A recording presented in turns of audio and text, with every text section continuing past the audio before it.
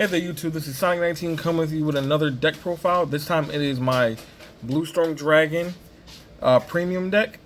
So we're going to jump right into it. First, I start off with 4 copies of course, the Grade 3 Bluestorm Dragon Supreme Dragon Glory Maelstrom. Very simple skill, you should know what it does by now. Act on a Vanguard Circle once per turn, counterblast 1. It gives all of your attacks your opponent can only guard with 1 card skill, but then if you have another Maelstrom in his soul, it gives a front row plus 10k. Very simple, but very oppressive because a lot of these attacks are going to be hitting over at least 30k.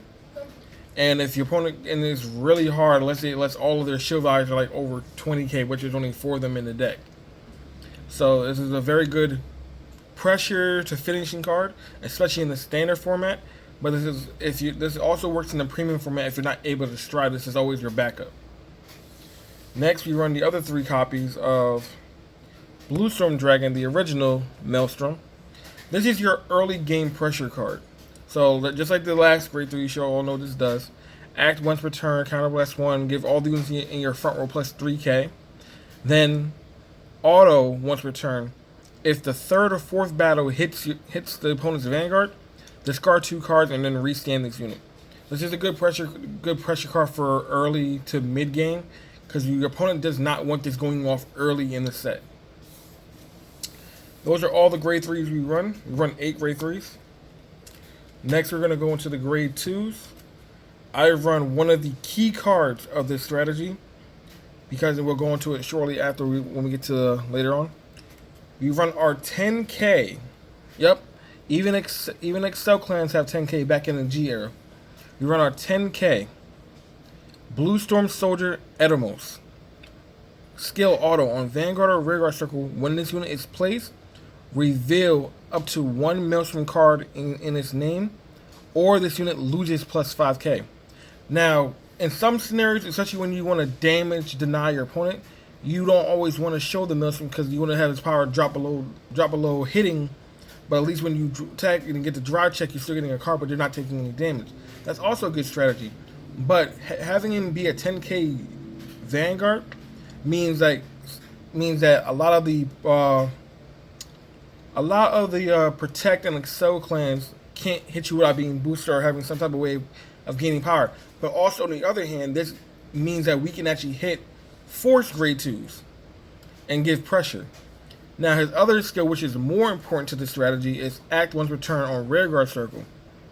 Counterblast 1, send 1 Maelstrom from your drop zone into your soul. Remember, that is very important. Then this unit gains 4k and it can attack from the back row. So just like back in G era, for all those who remember, we used to have Favas that had a lot of units that can attack in the back row. This is one of the only units that Maelstrom has that can do the same thing. This also helps you get to your threshold of attacking to at least 3 to 4 times. Our next Grade 2 that we run is from the V era. We run 3 copies of Coral Assault. Very good tech card. Very good recurrence card. So, continuous. During the battle that is attacked, if you have 4 or more that's important, other units in rest, this unit gains plus 15. So it even counts the Vanguard being in rest. Then auto skill.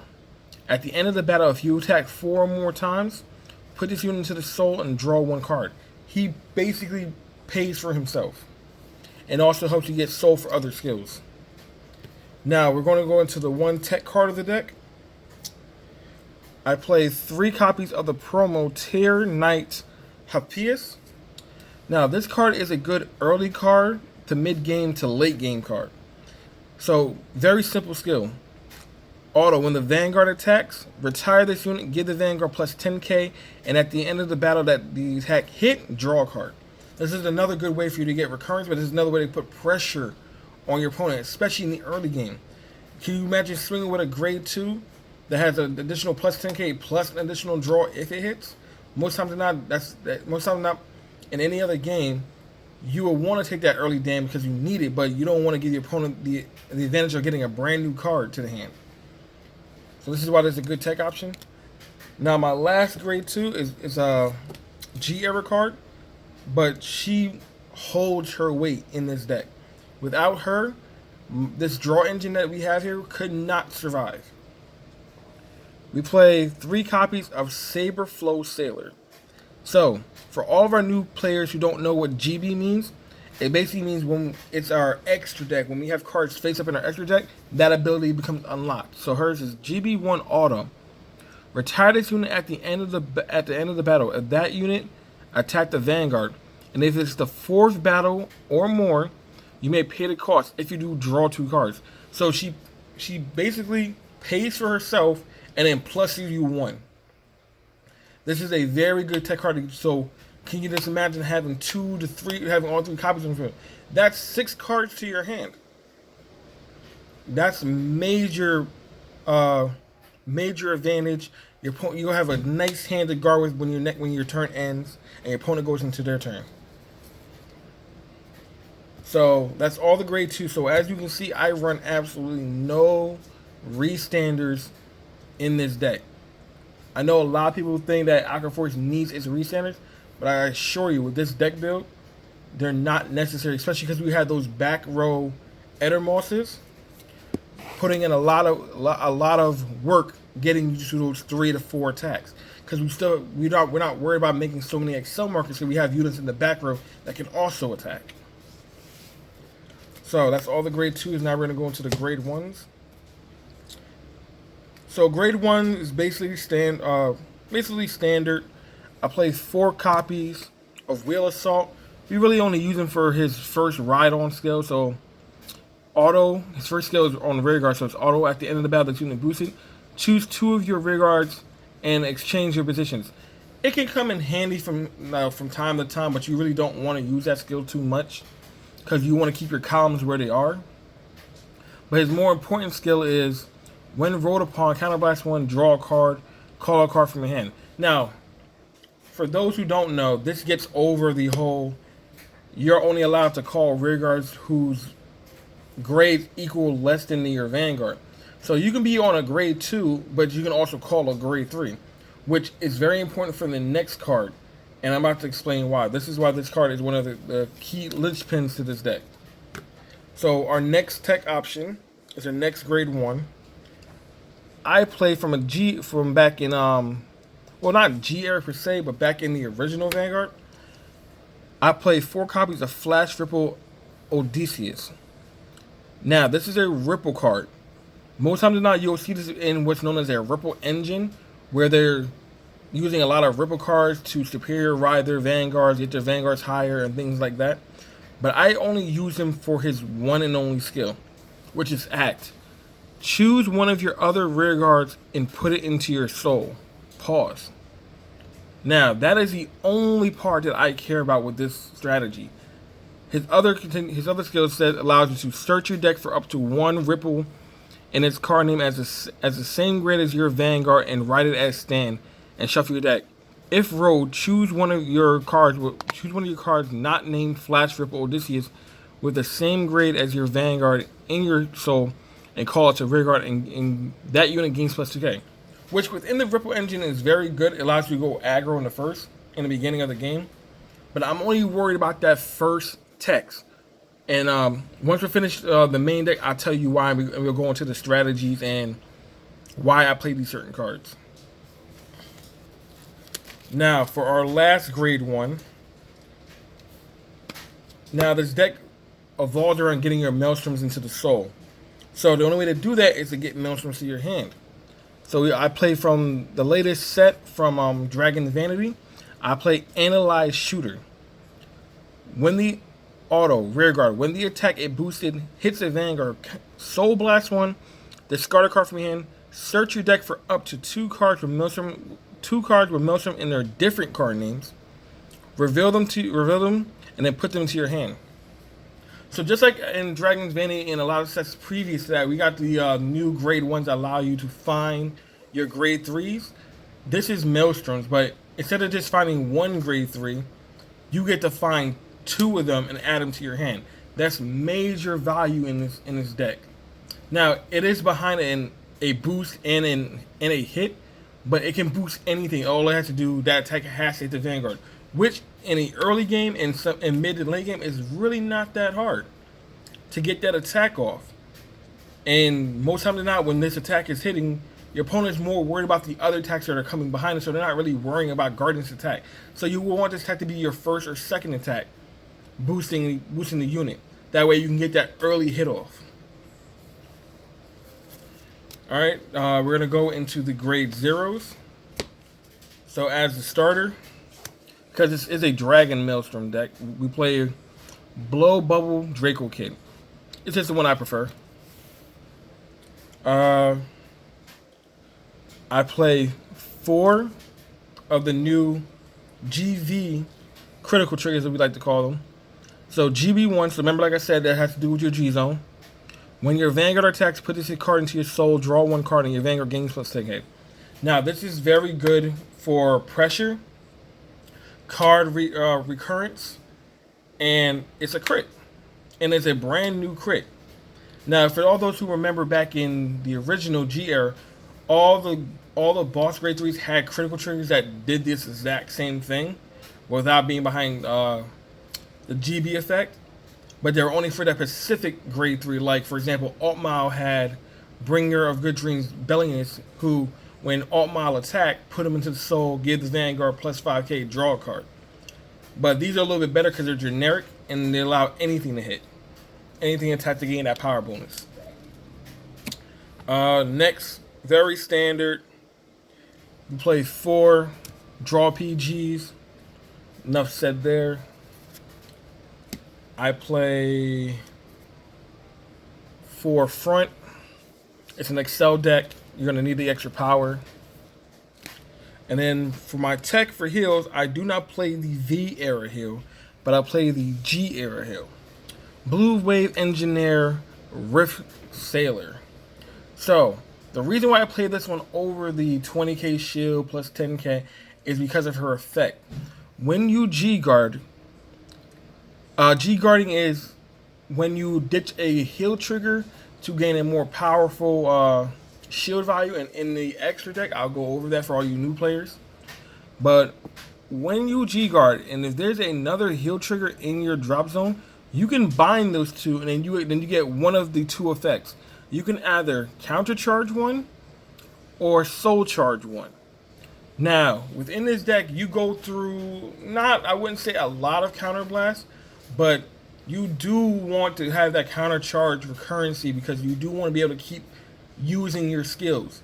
And your opponent might damage deny you because they know that unless you get these certain skills off, the deck becomes basically vanilla.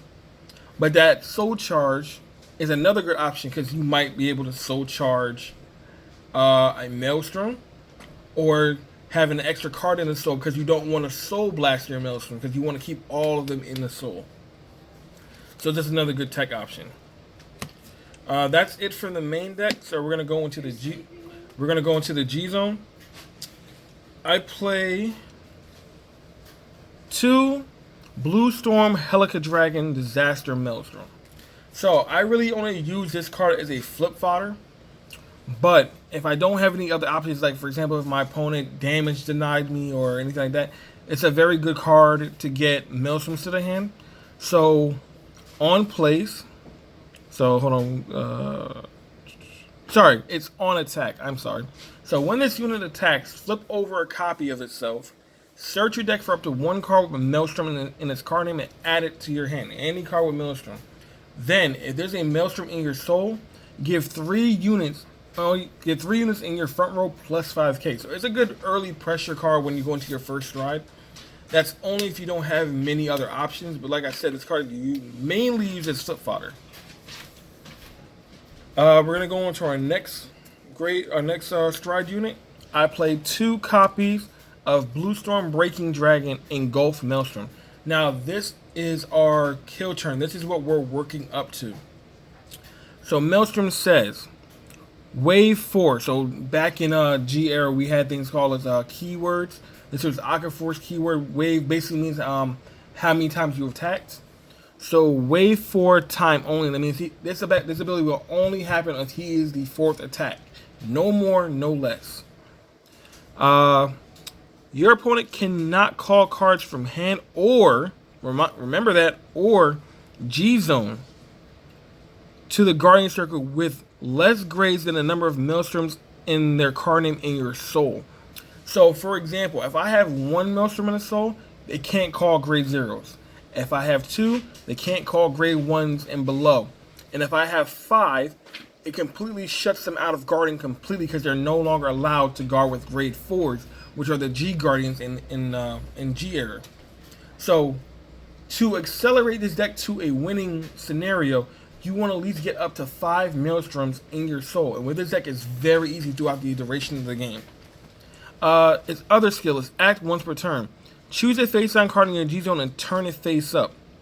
If the number of face-up Maelstroms in your G-Zone is 2 or more, this unit gains +5 in a crit. So on top of not allowing your opponent to guard, it's attacking with a crit.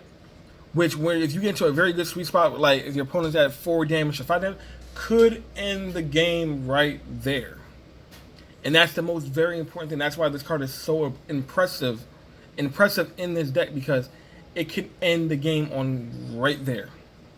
The only downside of this is that we can't make this a first stride, because if we were able to go stride turn 1 into this, it will be bonkers. Our next stride unit, I run 2 copies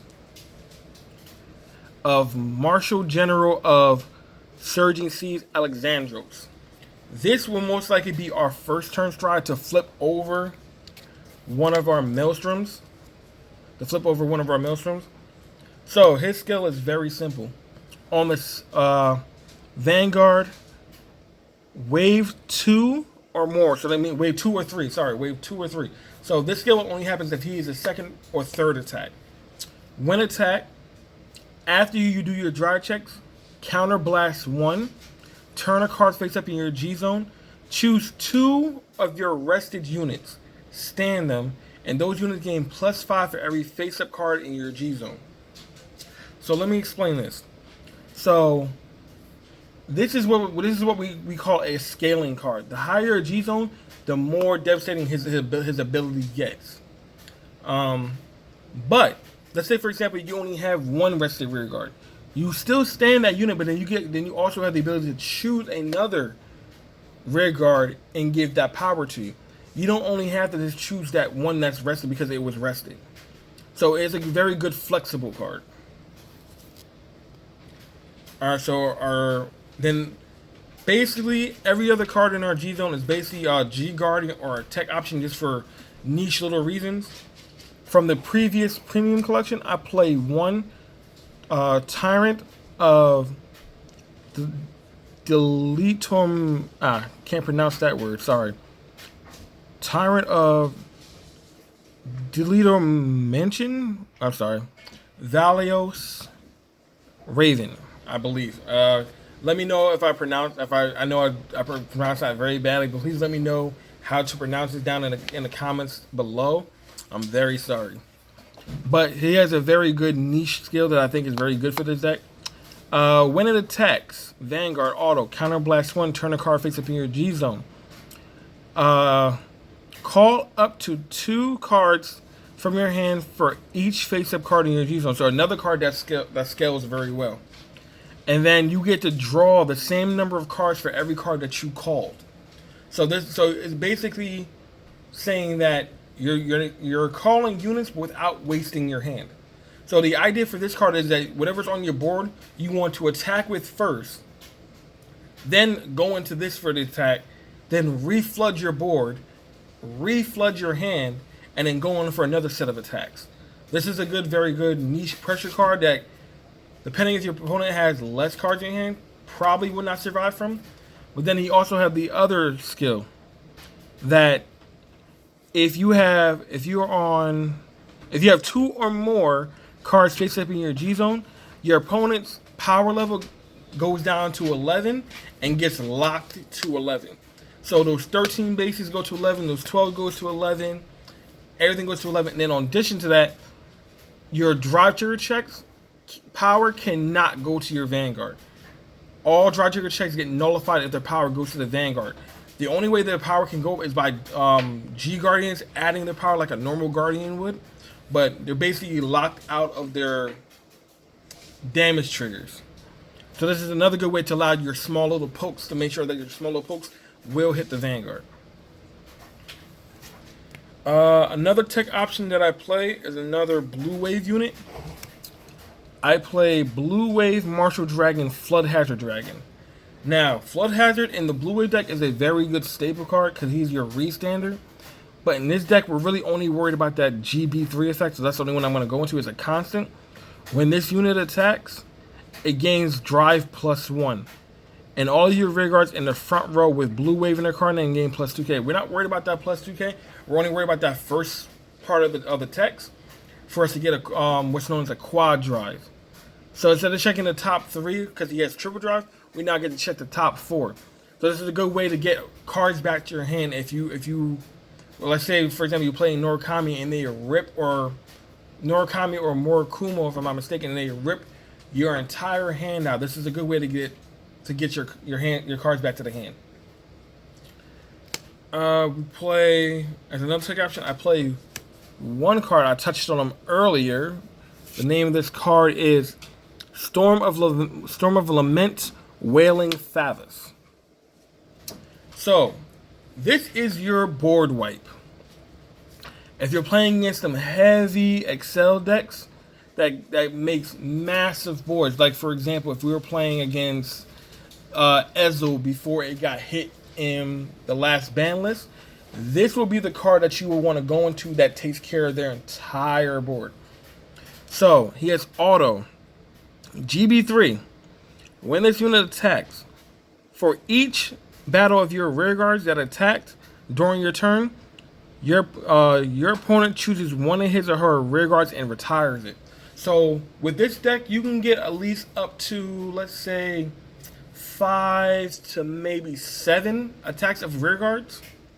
And that means that's 5 to 7 rear guards your opponent has to retire. And you have no choice. You have to do it. And then in addition to that, he has a Generation Break 2 skill. Wave 3rd time or more. Counterblast 1. When this unit attacks, you may pay the cost. If you do until the end of the battle, this unit gains +5 for each battle of your rear guards during this turn.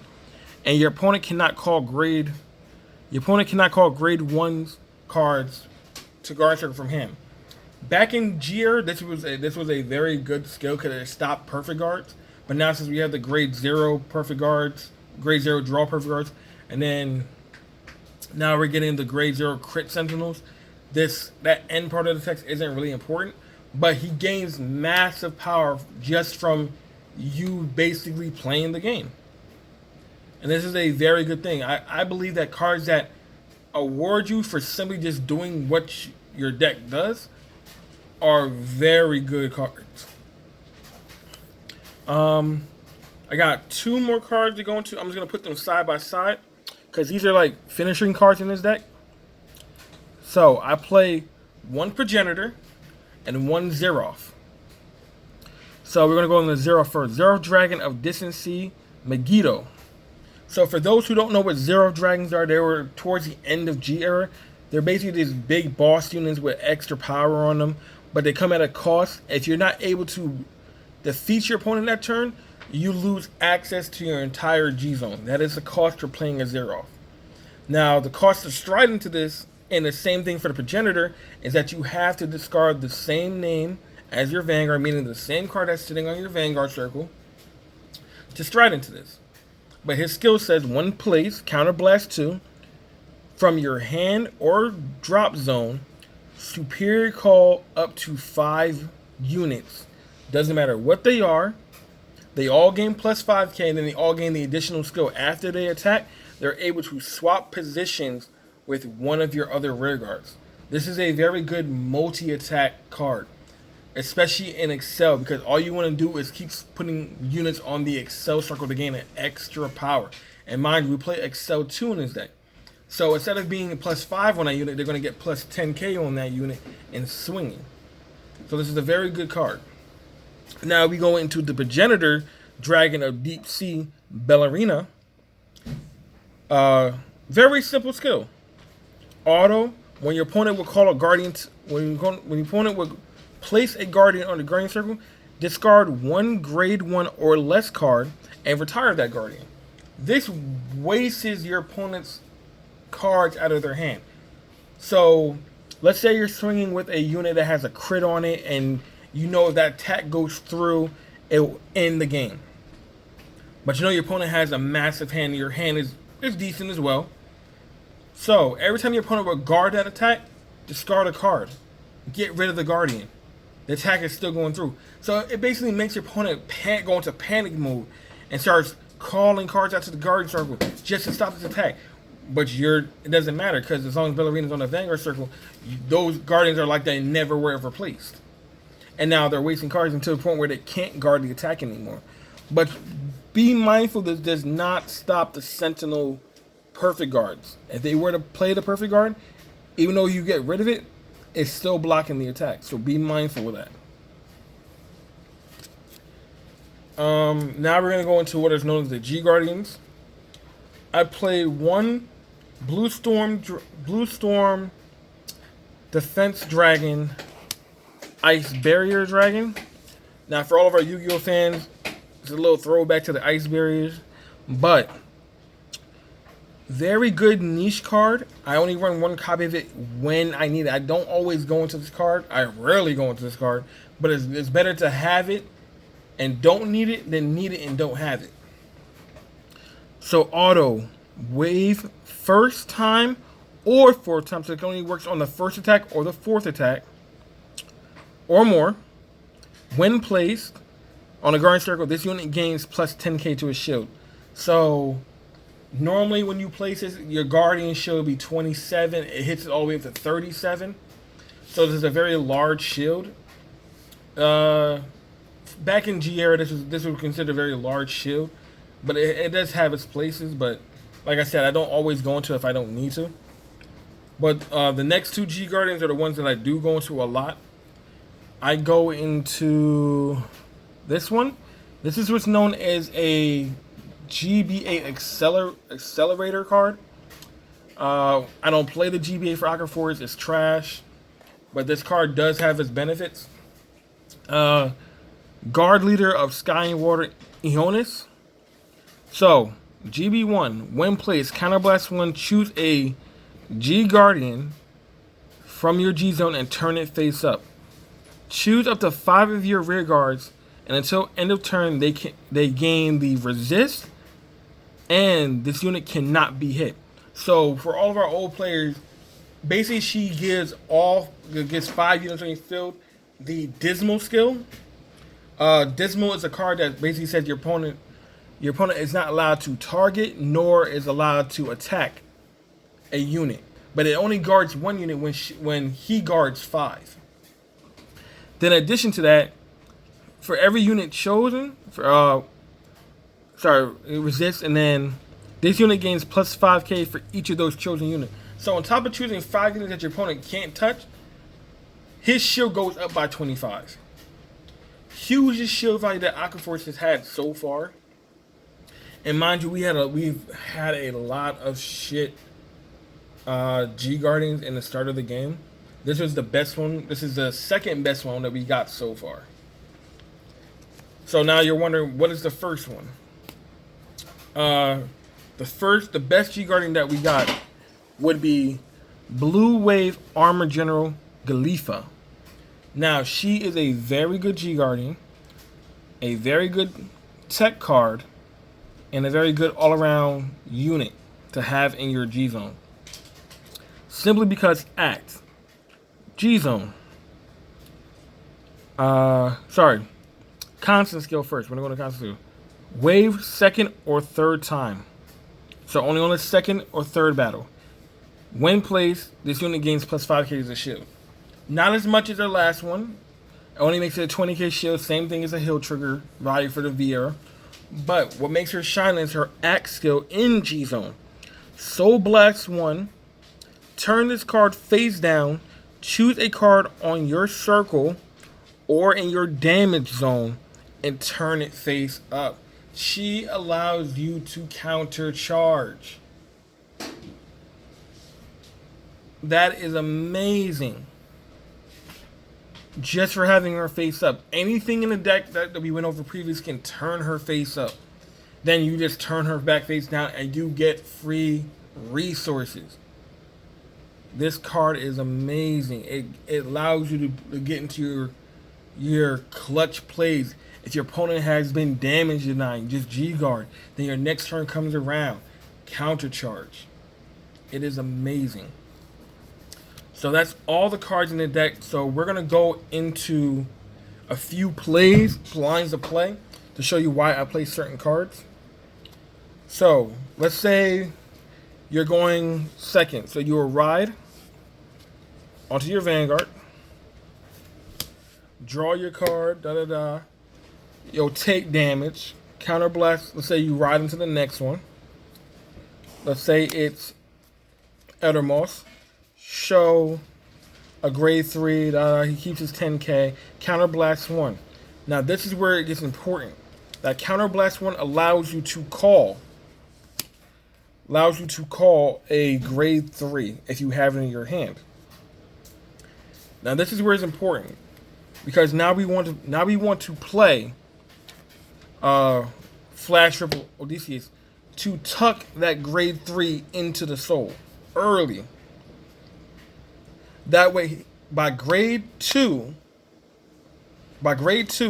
you're already starting your acceleration to your end game, which means by end game by getting the Maelstrom into your soul.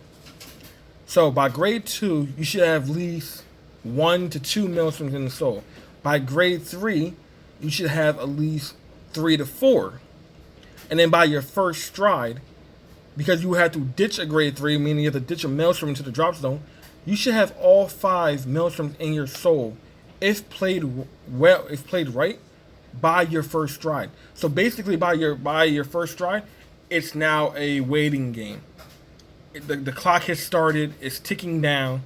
Your opponent has to kill you before their turn is over. Because if you go into your second turn, your second stride turn, you immediately go into engulf and end the game. Now the idea is to push your opponent to at least 4 to 5 damage in between the early game and then your first stride. That's the general rule of thumb that you're aiming for. So yeah, that's the general rule of thumb. Like every other card in this deck basically builds around getting Maelstrom in your soul. Getting them to your hand with Analyze Shooter. Getting the grade 3 early on the field with a Wheel Assault. Tucking them into the soul with Odysseus and Edermoss. Renewing, making sure your hand is healthy with all your grade 2s. Recurring your damage with a G Guardian heal. This entire deck is about getting to your end play as fast and as efficient as possible. I've done a lot of tests of this deck, and I fought the new Norakami. I fought the new Genesis. I fought the new Shadow Paladin. And my win rate was about 85% of the time that I'm winning those games within my second stride turn. My opponent couldn't guard, had no lines of play against it. Retiring or binding my units does not stop me because I can easily flood the board back because my hand is so healthy. I would only take damage when I wanted to. If I didn't want to take any damage, there was no way they were getting past me because my hand was so healthy. So, with that said, I believe this is a very good, viable deck to play. It is very unique. Most players will not see this coming. Most players will not see this deck coming, and if they do, they think, "Oh, Maelstrom isn't better than last card Revan." I've played against Revan. I've played against the standard version of Revan with the standard Maelstrom. I have it on my channel if you haven't seen it already. I played against the V plus, which means V plus just an extra deck, and I've also played against a Revan premium deck. I have no problems going against Revan. Revan can't stop my deck at all. If played correctly and if piloted by a good player, there is no way to stop this deck. So, I would like to thank you all for watching. If you all liked what you've seen, please leave a comment down below. Please subscribe, hit the like button, and let me know if you guys have any questions or there's any other budget decks that you guys have been considering but don't know how to build, or any other types of decks that you all would like to see on the channel. Please hit me up, and always see you later.